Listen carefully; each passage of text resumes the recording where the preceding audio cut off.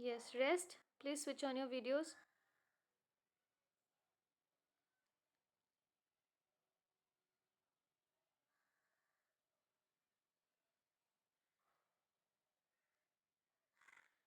Okay. So, yesterday we were talking about smallpox and chickenpox. Okay. So, today we'll discuss about the differences between smallpox and chickenpox. So, both are types of pox only. So, still there are some differences between these two, and we'll discuss about them today. So, first is the incubation period. So the incubation period for smallpox, it is about 12 days. Okay, I told that yesterday, and the range is 7 to 17 days. For chickenpox, the incubation period is 15 days and the range is 7 to 21 days. So the incubation period for chickenpox is more than that of smallpox. So by incubation period we mean from the time when you are affected by the virus till the time you show the symptoms. So when you will be affected by the virus that causes smallpox, you will take less time to show the symptoms. And for in case of small chickenpox, you will take more time to show the symptoms. Okay. Next we have some prodromal symptoms. You can note that down. PRO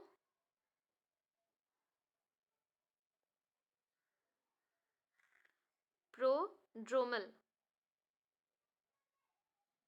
DROMAL. Dromal. So prodromal means the early signs and symptoms.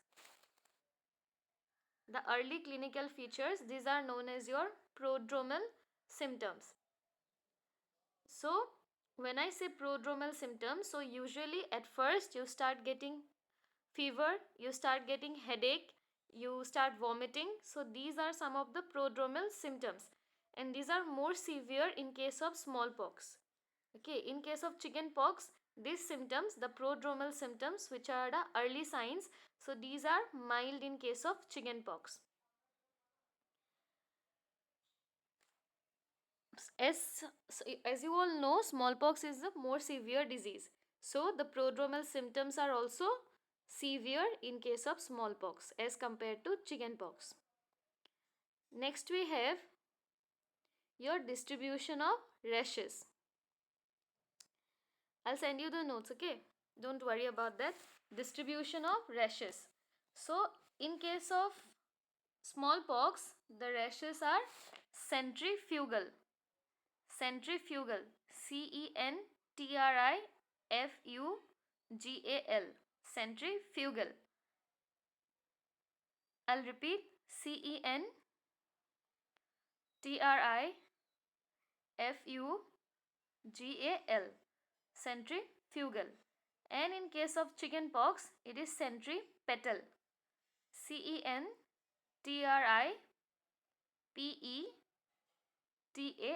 Centripetal. So what does centrifugal and centripetal means? Centrifugal means the rashes, they tend to move away from the center. Centrifugal means the rashes, they tend to move away from the center. Here center means the center of your body, which means your trunk. So they tend to be less in your trunk and they will be more in your extremities. That is your hands and the legs in case of smallpox. And in case of chickenpox, it is centripetal. Centripetal means they tend to move towards the center. So center means the trunk of your body. So in case of chickenpox, at the trunk, the rashes will be more rather than at your extremities. I'll show you a picture. Wait.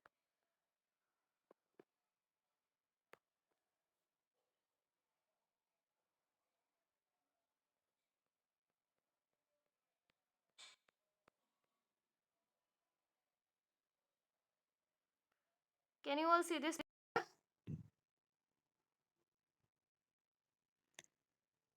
See, in case of smallpox, it is centrifugal. So the first diagram, look at the first diagram. At the trunk or at the center of your body, the distribution is less. Okay, the distribution is more at the extremities, means towards your head, towards your hands, towards your legs. It is more. Okay, this is known as the centrifugal pattern of distribution, the first that you are seeing. The second diagram, there is this chickenpox rashes. So these are more concentrated at your center, that is near your trunk, and these are less in your extremities, in your hands and in your legs. These are less. So this is the centripetal pattern of distribution. Clear? Centrifugal and centripetal. Is it clear?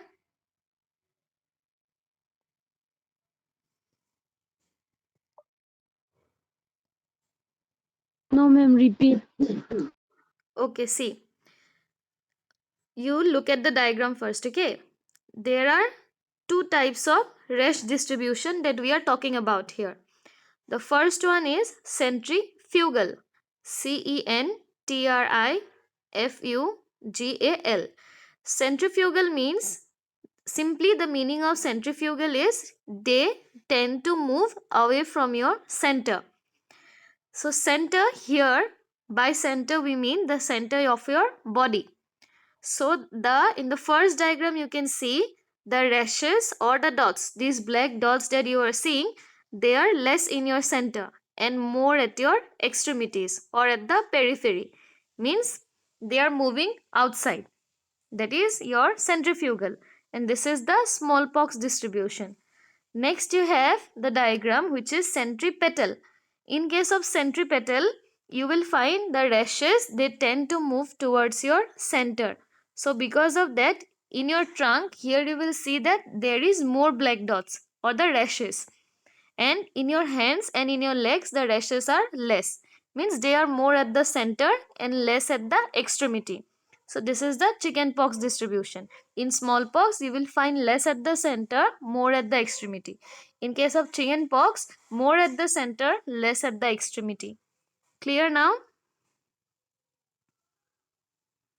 Yes, ma'am. Okay.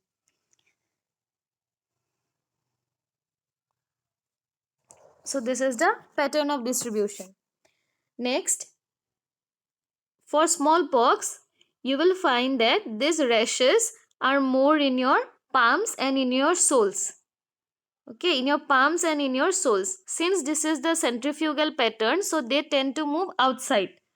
So at the extreme, what do you have? Your palms and your soles. So your palms of your hand and the soles of your feet, these are affected more. So the rashes will be more there.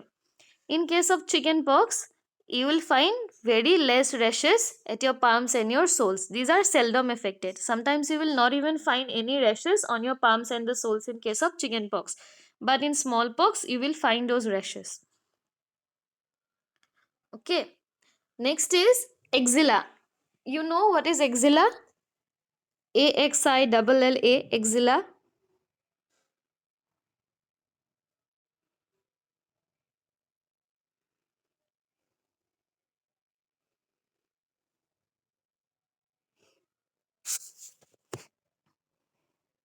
Armpit, ma'am. Yes, armpit. So in case of smallpox, the armpit or the axilla is usually free. And in case of chickenpox, your axilla is affected. Okay, in case of smallpox, you will not find the rashes in your axilla. But chickenpox, the axilla will be affected. And do you know about the flexor surfaces and extensor surfaces?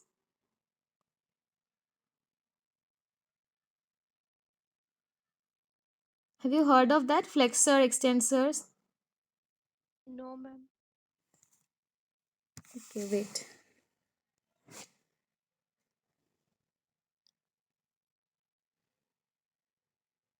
See, can you see this? So the first one is the flexor side. When you turn around your hand, that is the extensor side. Okay, you don't have to read about those muscles that is written there. This diagram is just for showing you the flexor side and the extensor side. Can you see this? When your arm, when you are opening your arm, that side is known as flexor side. When you are turning it around or the opposite side, that side is called as the extensor side. Okay, clear? Yes, ma'am. Yes, ma'am. Okay, so this was the diagram of your arm. So not only for arm, this is the forearm. So even for the arm also it is same. This side that you can see, that is the flexor side, and if you turn it around, it is the extensor side. And similarly you will have it for your legs as well. I'll show you it.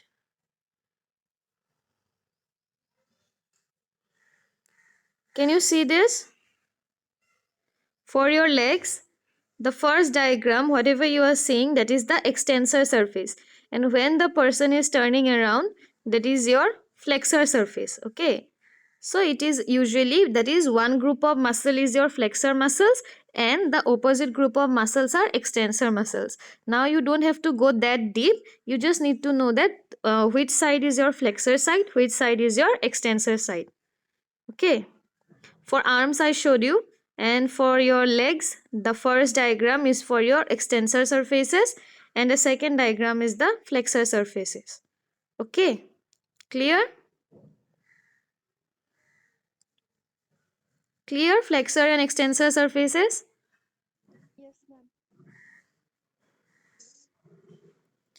Okay, so in case of smallpox, what you will find is in the extensor surfaces the rashes will be more.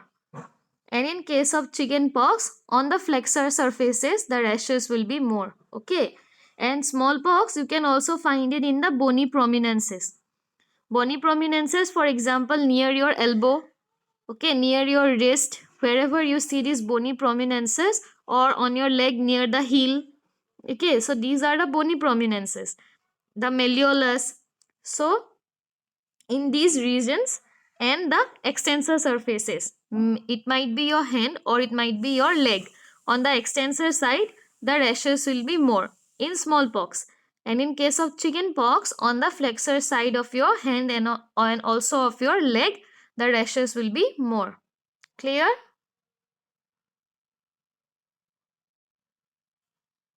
Yes, ma'am. Okay. So next we'll go for the characteristic of the rash. So the smallpox rashes or whatever you see, whatever comes out of the skin, these are actually very deep seated. Means they go deep within your skin. That is the deep seated.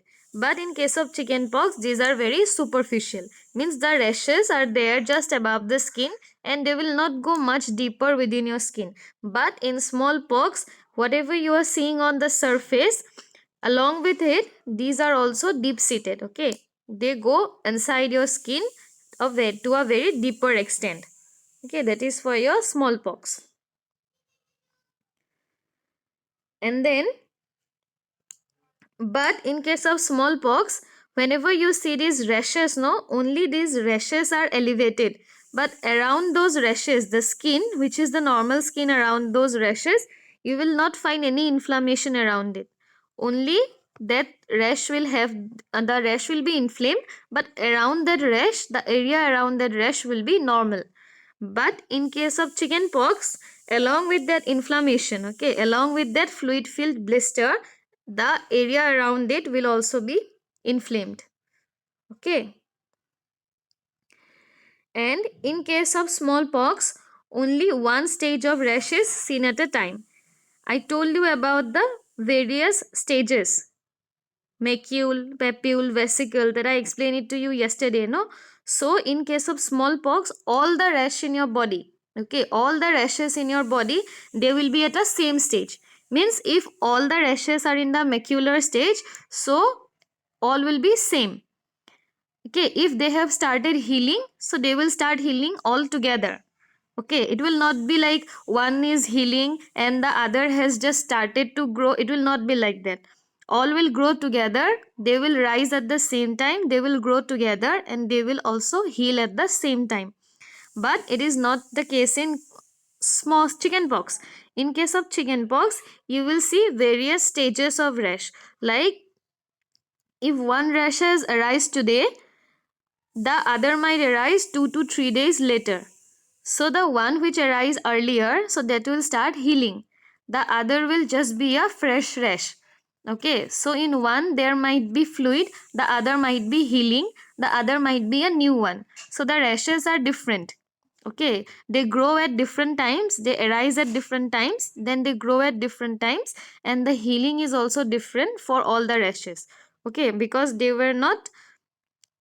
did not emerge at the same time because of that. But in case of smallpox, all the rashes will emerge at the same time only. Okay, it will not be like one rash is today and you will see the other rash 2 to 3 days later. It is not the case in smallpox. Okay, clear? Or you want me to repeat?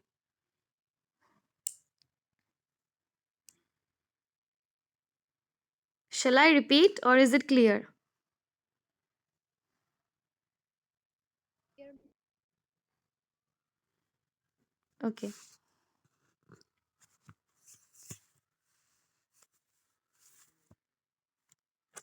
Next is your evolution of the rash. So evolution means how the rashes they start healing. In case of smallpox, the healing process is a bit slow. Okay. So because there are different stages, macule, papule, vesicle, pustule. So these are the different stages. So since there are so many stages, so the healing is also less because each rash it passes through each and every stage. Once it will be macule, then it will go into papule, then vesicle, then pustule. So it will be different. But in case of chickenpox, the rash evolution it is very rapid. Means they start drying up soon. Scabs, which was the harder part, okay, that I told you yesterday, scabs. So scabs it was the harder part. So they start forming like 10 to 14 days after the rashes appear. Okay, in case of smallpox. But in case of chickenpox, they begin to form like 4 to 7 days after the rash appears. So scabs they appear only when the healing process has occurred. Scab means that dry skin that I told you about yesterday. The dry blackish skin, hard one which we get after a wound. So we all form scabs. But in case of smallpox, this scab formation it is bit slow. It will take like 10 to 14 days. But in case of chickenpox, it is a bit faster. It takes only 4 to 7 days to form these scabs. Clear? This evolution of rash?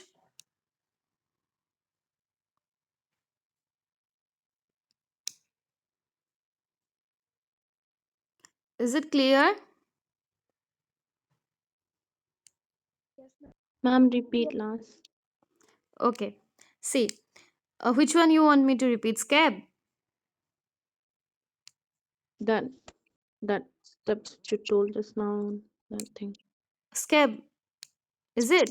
Yes, ma'am. Okay. Yes, ma'am. See, scab is when you have a wound, no, when you have a cut. So what happens is that after some days, when that wound starts healing, then you get a hard skin over it, which is black in color. Do you know that thing? So that is scab.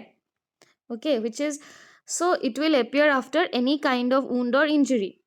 But in case of smallpox, this scab it takes time. Okay, it takes about like 10 to 14 days. Means after your rash has appeared, after that, after 10 to 14 days only, they will start healing. So this scab they form like 10 to 14 days later.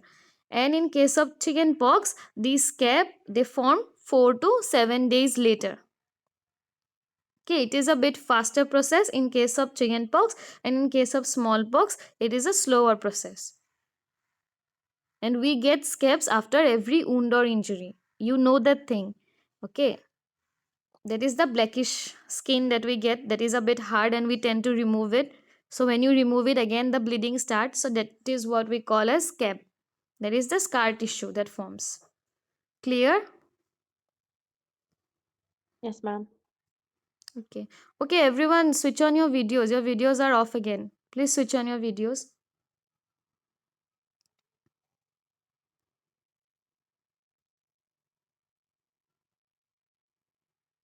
Others, please switch on your videos.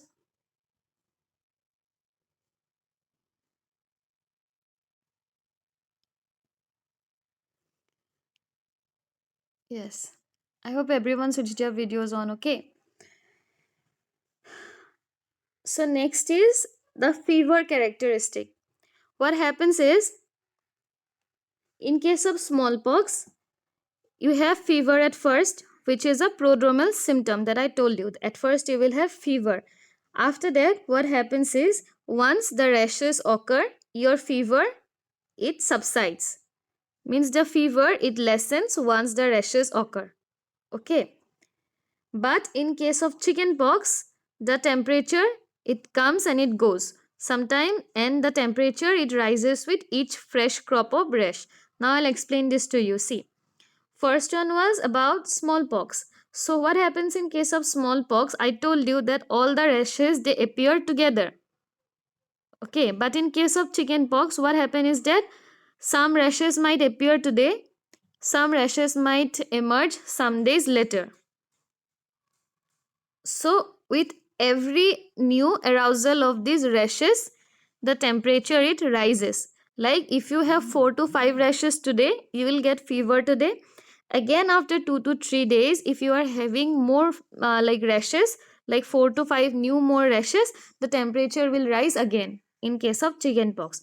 But it is not the case in smallpox. In case of smallpox, what happens is that all the rashes, they occur together, and first you will get fever, and once the rashes occur, the fever, it will subside, the fever will come down, and there will be no more fever. Okay, but in case of chickenpox, with every new rash, with every new crop of rash, you will start getting fever. Clear?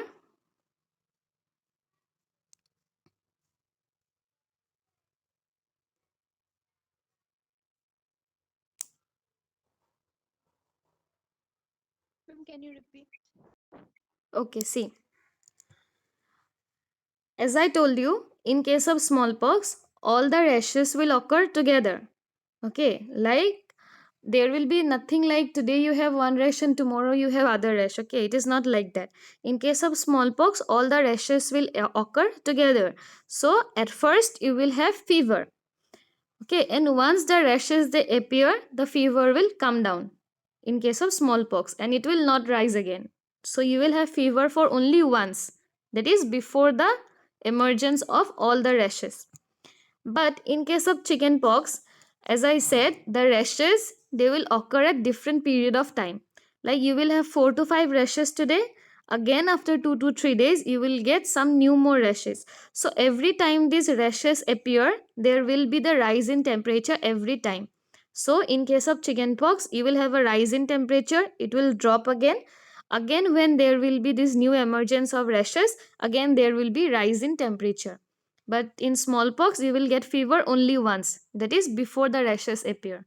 After that, it will subside. In chickenpox, the fever, it comes and then it goes, again it comes and goes. Okay, clear?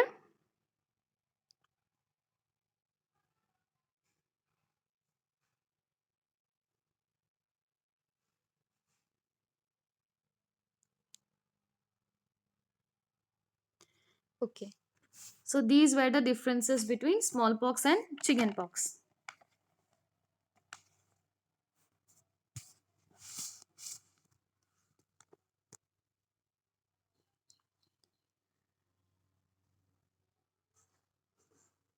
Next disease we have is TB. TB means tuberculosis. So it is also a communicable disease. Okay. Okay, so chickenpox and smallpox are clear, right?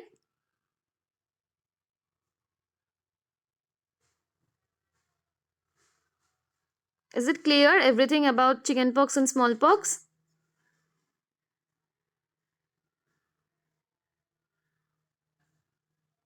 Clear or not? You want me to repeat or is it clear?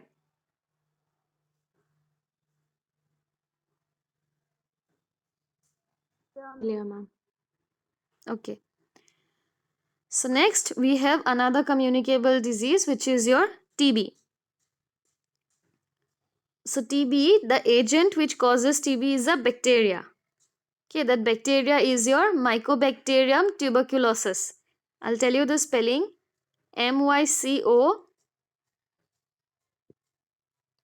BACTERIUM,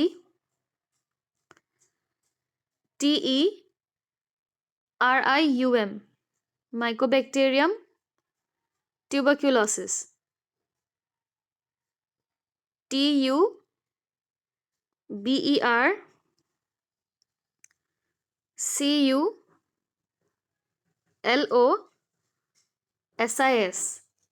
Mycobacterium tuberculosis. So this is the bacteria which is responsible for causing TB. Now the sources of TB. So the sources of TB are your human and bovine. Have you heard the word bovine before? Bovine, B-O-V-I-N-E, bovine. No. See, the animals are divided into two categories, bovine and canine. So when I say canine, so the animals such as dogs and cats, they come under canine. If I say bovine, cows, goats, horses, so these animals, they come under the category of bovine. Okay, so for TB, your sources are human, means you can get TB from a human being as well as from bovine. That is, you can also get it from animals such as the cow. So how will you get affected by the cow is, sometimes if the cow is affected and you are taking the milk from that cow and you're getting the infected milk. So in that way also you can get TB. Okay, not necessarily you will get TB from a human being only. You might get it from these bovine sources as well. And one of the best route is your infected milk. Okay. And if you get it from a person, that is usually through the sputum of that person, which is positive for this tuberculosis bacilli. And usually sometimes what happens is that the treatment for TB, it is for a certain duration of time. They are given certain time depending on the severity, like it is for 2 months, in some cases it is for 6 months. And some people, what they do is they will take the medicines. Okay, so, and once the symptoms subside, they will stop taking the medicine. But even after that, they will be tested positive for TB because they have stopped the treatment. So you need to complete your treatment in case of TB, even if you don't have the symptoms. Usually what do you get is fever, cough. So cough, that is a symptom in case of TB. So what happens if the cough has stopped in that person, so that person, he stops taking the medications because he thinks that I am all well, so I don't need the medications more. But what happens is that even after that, the person will be tested positive. So if anyone has got TB, he needs to complete his course of medication. Even if the symptoms have subsided, even if there is no cough, even if there is no fever, but even then, if you were prescribed for like 2 months of medication, you need to take that. Okay, the treatment that needs to be completed. And through these persons, okay, these are more dangerous, because if a person, already you know that person is having TB and he is having all the signs and symptoms, then of course you will maintain distance, you will take all the protective measures. But in case of a person who has got no symptoms, like he took the medications and now the symptoms subsided in that person, but even after that he had stopped, so you will not know that he is a carrier of TB. So in those cases we will not take such preventive measures. So these persons, we are more susceptible to get the infection from such persons. Okay,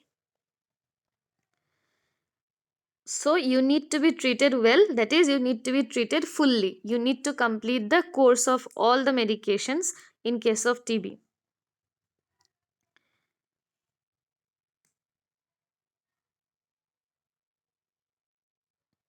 And if you take the effective antimicrobial treatment, that reduces the chances of infection like 90% within 48 hours.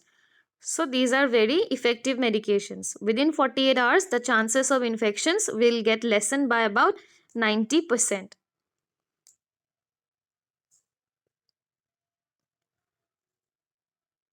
And there are certain tests, okay, for TB. These are HIF test, Tyne test, and Mentox test. So the most important is your Mentox test.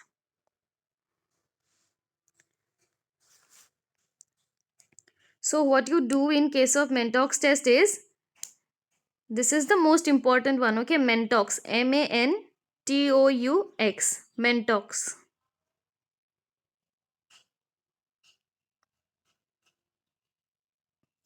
This is the Mantoux test.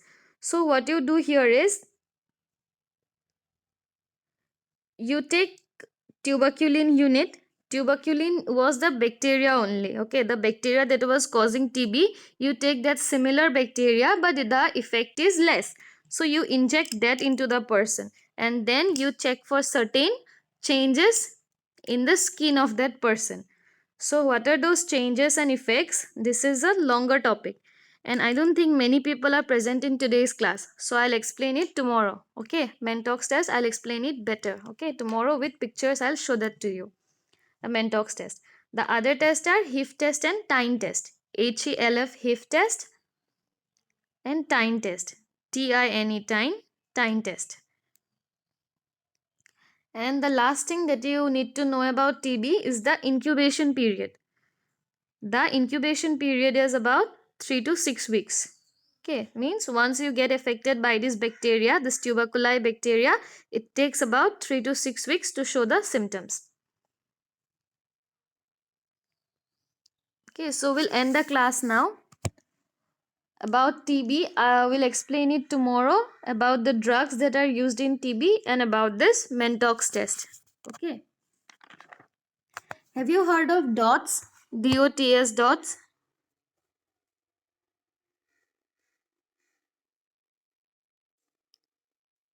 In the earlier days, there used to be certain ads.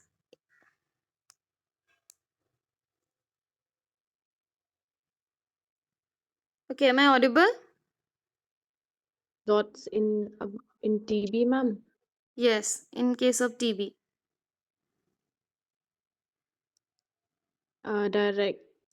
Directive observe treatment. Yes, direct observed treatment, short course chemotherapy. That is the full form, okay? Direct observed treatment, short course chemotherapy. So dots, in the earlier days, no, there used to be too many ads regarding this dots treatment in TV. Those were the awareness ads regarding dots. So what you do in case of dots, you give certain medications, and these medications are like taken for about 6 months. And when they are taking the medications, these people, uh, they were called to those centers from where they were given the treatment. So they were monitored for about 6 months, like is the drug working on them, how is the drug effect on them. So this medication was given for 6 months and the patients were observed.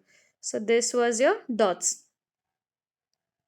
And sometimes it was used as a preventive measure as well, sometimes as a treatment measure, sometimes as a preventive measure. Preventive measure means to stop the TB infection, and as a treatment or measure means to treat the TB, okay, to cure the TB. So dots was used in these two ways. Okay, so we'll continue with your medications, your Mantoux test, and the BCG vaccination. BCG vaccination is an important vaccination in case of TB. So, since today there are less students, we'll continue tomorrow, okay?